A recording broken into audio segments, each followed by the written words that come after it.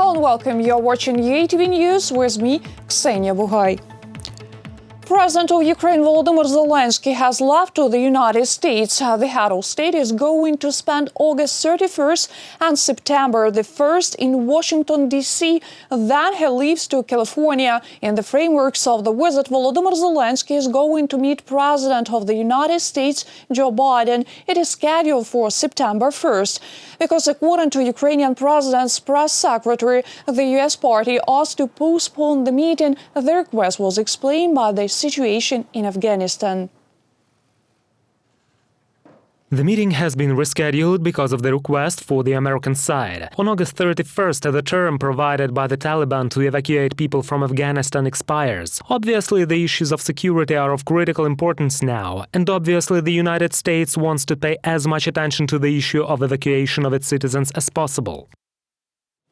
Ukraine is among the European leaders in the number of people evacuated from Afghanistan. According to the main intelligence directorate of the Ministry of Defense of Ukraine, over the past couple of weeks, Ukraine has managed to evacuate 700 persons from the Taliban-controlled country. Not only citizens of Ukraine and members of their families were among the evacuees, but also international human rights activists, foreign journalists, and those whose lives were in danger. We have proven that we are ready to rescue our compatriots from wherever possible. The result demonstrates to the international community our reliability as a partner who is not afraid to take complicated tasks to save citizens of other states, willing to leave Afghanistan. Specialists of the Directorate have elaborated safe evacuation routes as well as escorted the evacuees to the safe places. Volker, a former U.S. Department of State special envoy to Ukraine, highly appreciated actions Ukrainian diplomats and special services undertake to rescue people from Kabul airport. He told this in an exclusive interview to our TV channel. Volker also underlined, given the situation in Afghanistan, the investments into Ukrainian security are likely to become one of the key topics during the U.S. and Ukrainian presidents' negotiations. Ukraine can be a success. Ukraine is a stronger country, it is more cohesive, a stronger identity. Ukrainians are willing to fight for their country. They are capable, and investment in Ukraine, and I don't mean just money, I mean political, moral investment, security investment in Ukraine is likely to be much more successful than we were in Afghanistan.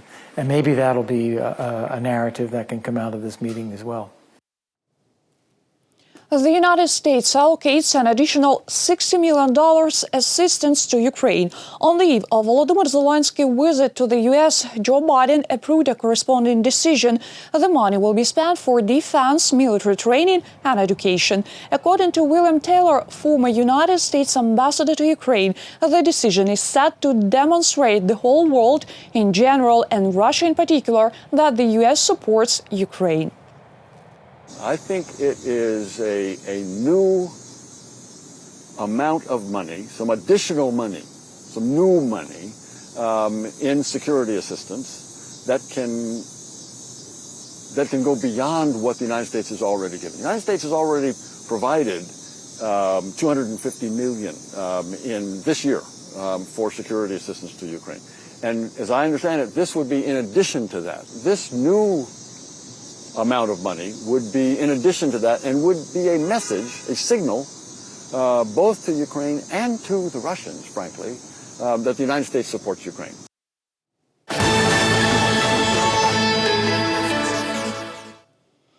August 2014 became one of the bloodiest months in the history of Ukraine.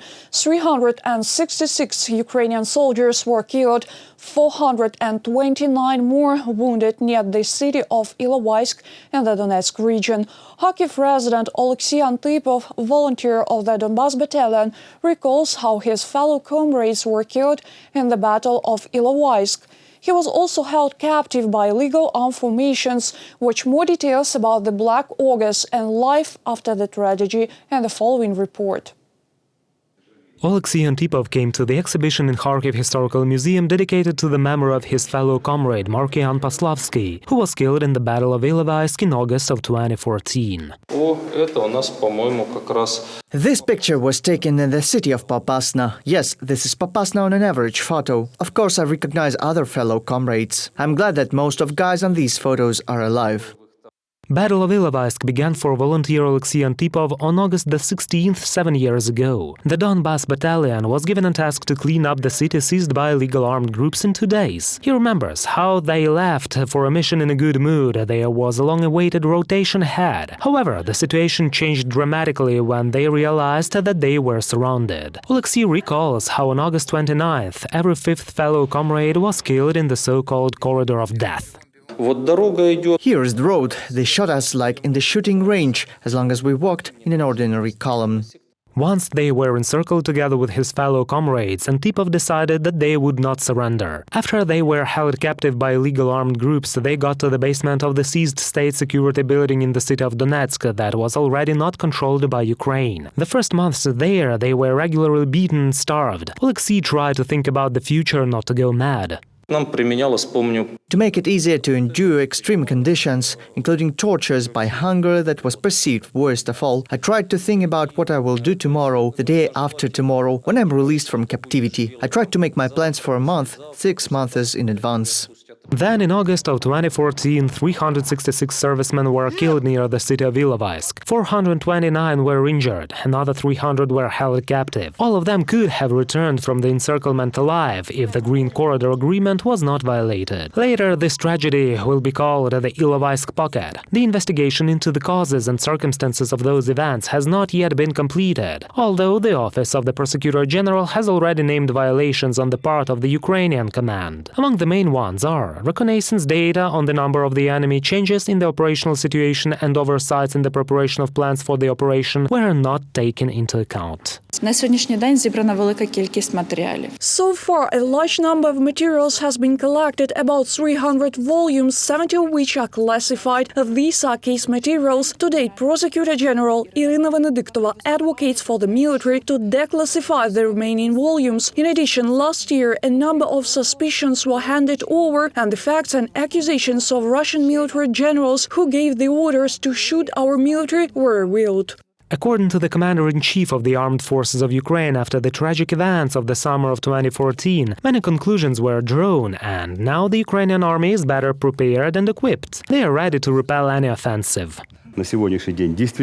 Present, the armed forces of Ukraine are working out plans and tasks that can prevent this for sure. Moreover, do not forget that we have plans and programs that allow us to build up the army's combat capability in the shortest terms possible. I mean both numerically and qualitatively, which mean ensure the fulfillment of tasks like repelling large-scale aggression. Oleksiy was released on the night of December 27, 2014, as part of the first detainees exchange. Together with him, 149 people were at large, 80 volunteers and 69 servicemen of the armed forces of Ukraine. After everything he had experienced, Oleksiy created an association to help and support relatives of servicemen fallen near Ilovaisk. According to the Minister of Veterans Affairs of Ukraine, the importance of support and rehabilitation of the military who returned to peaceful life is already managed at the state level. According to statistics, it is on the 8th year of war that people who have already returned face an increased level of psychological tension. The same is about post-traumatic stress disorder. Unfortunately, suicides are also frequent during this period. The biggest peak is observed between 7th and 8th years of war. Therefore, of course, the system of psychological rehabilitation has to be expanded. According to Yulia Laputina, a project of a multifunctional rehabilitation center for combatants is already elaborated. Until the end of this year, the Ministry for Veterans Affairs plans to complete negotiations with foreign partners, and as a result, they will select specialists and premises for the center. Reported by Vadim Kramer and Natalia Bilokudria, UATV News. Austria, Switzerland or even France, representatives of the Trilateral Contact Group on peaceful settlement of the conflict in Donbass are looking for a new venue. They want to re-establish direct face-to-face contacts instead of video conferences. According to Speaker of the Ukrainian delegation to the TCG, a neutral country should become a new venue. Meanwhile, Poland, Turkey and France have already expressed readiness to host the Trilateral Contact Group meetings. This should be neutral state, highly likely that the representatives of Russia will reject any NATO member state. But this should be a European country so that the flights would not take much time. This could be Switzerland or Austria, for example. I think we'll be studying the variants of Vienna or Geneva. Over the past 2 months, Ukrainians have concluded more than 10,000 transactions for the purchase and sale of agricultural plots. According to the Ministry of Agrarian Policy and Food, the land market is operating successfully. The average cost of a hectare of agricultural land makes now some $1,100. This became possible because of lifting of the moratorium of land sales, which had been functioning for almost 20 years. Citizens of Ukraine are now able to sell and purchase land plots no more than 100 hectares per person. The land market for business is planned to start operating in 2024. At present, the ministry is working upon creation of an automatic land market monitoring system. На сьогоднішній день зафіксовано. In general, as of today, we have already recorded 10,683 deals. As of the end of August, almost 23,000 hectares of land have been either sold or purchased. As of the end of July, the figure made some 6,500 hectares. Thus, we observe now the tendency of growth in the number of purchase-sale agreements. On average, 200 deals are concluded daily. The average area of a land plot is 2 hectares. Середня кількість